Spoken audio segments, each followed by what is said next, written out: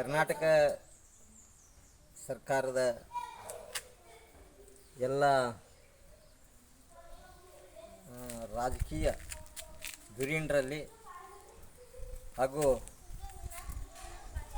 ಸಂಬಂಧಪಟ್ಟ ರೈತರಿಗೆ ಸಂಬಂಧಪಟ್ಟ ಅದರಲ್ಲಿ ವಿಶೇಷವಾಗಿ ಸಕ್ಕರೆ ಕಾರ್ಖಾನೆಯ ಮಂತ್ರಿಗಳಿಗೆ ಸಂಬಂಧಪಟ್ಟಂತೆ ನಿಮ್ಮಲ್ಲಿ ನಾನು ಒಂದು ಕಳಕಳಿಯ ಪ್ರಾರ್ಥನೆಯನ್ನು ಮಾಡ್ತಾಯಿದ್ದೀನಿ.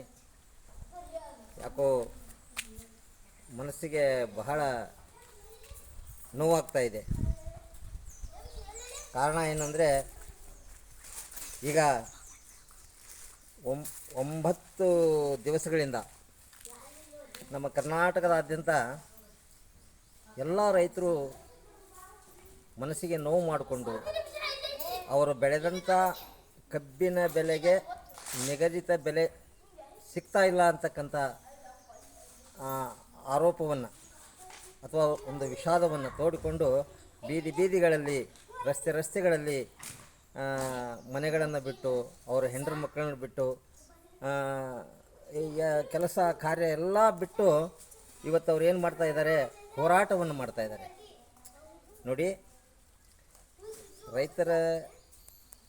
ರೈತನೇ ದೇಶದ ಬೆನ್ನೆಲುಬು ಅಂತ ನಾವು ಭಾಷಣ ಮಾಡ್ತೀವಿ, ನೀವು ಹೇಳ್ತೀರಾ.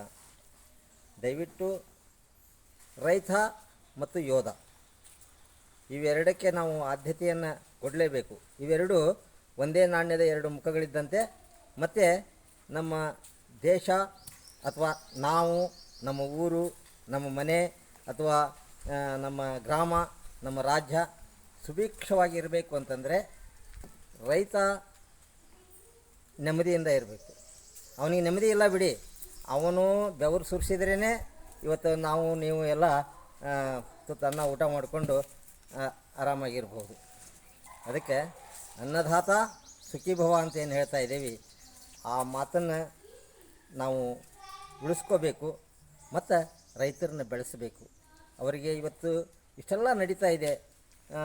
ಇಷ್ಟೊತ್ತಿಗಾಗಲೇ ಸರ್ಕಾರ ಯಾವುದಾದ್ರೂ ಒಂದು ತೀರ್ಮಾನವನ್ನು ತೆಗೆದುಕೊಂಡು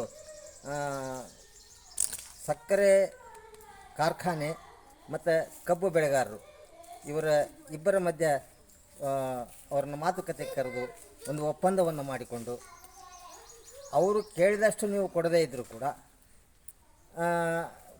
ಅಟ್ಲೀಸ್ಟು ಒಂದು ಅದಕ್ಕೆ ಅವರ ಶ್ರಮಕ್ಕೆ ತಕ್ಕಂತೆ ಒಂದು ಬೆಲೆಯನ್ನು ನೀವು ನಿಗದಿ ಮಾಡಿದ್ದಾದರೆ ಖಂಡಿತ ಎಲ್ಲರಿಗೂ ಒಳ್ಳೆಯದಾಗುತ್ತೆ.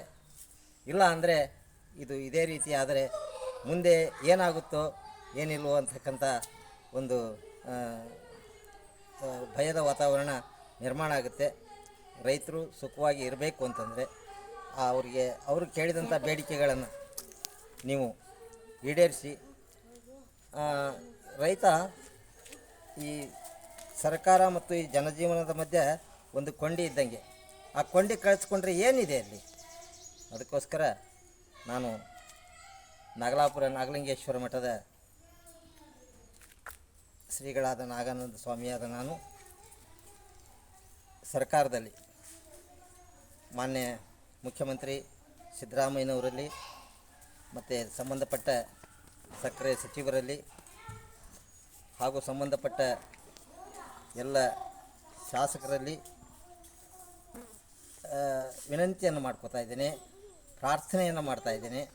ಆದಷ್ಟು ಬೇಗ ಇದಕ್ಕೆ ಒಂದು ಪರಿಹಾರವನ್ನು ಸೂಚಿಸಿ ಸಭೆಯನ್ನು ಕರೆಯಿರಿ, ಅಥವಾ ನಿಮ್ಮ ಒಂದು ವಿಧಾನಸಭೆಯ ಕಲಾಪದಲ್ಲಿ ಈ ಒಂದು ವಿಷಯವನ್ನು ಮುಕ್ತವಾಗಿ ಚರ್ಚೆಯನ್ನು ಮಾಡಿ ಎಲ್ಲರೂ ಒಂದು ಒಪ್ಪಂದಕ್ಕೆ ಬಂದು ಆದಷ್ಟು ನಮ್ಮ ರೈತರಿಗೆ ನೆಮ್ಮದಿ ಸಿಗುವಂತೆ ಮಾಡಿ ಅಂತಕ್ಕಂಥ ಪ್ರಾರ್ಥನೆಯನ್ನು ನಾನು ಮಾಡ್ತಾಯಿದ್ದೀನಿ. ಓಂ ತತ್ಸತ್.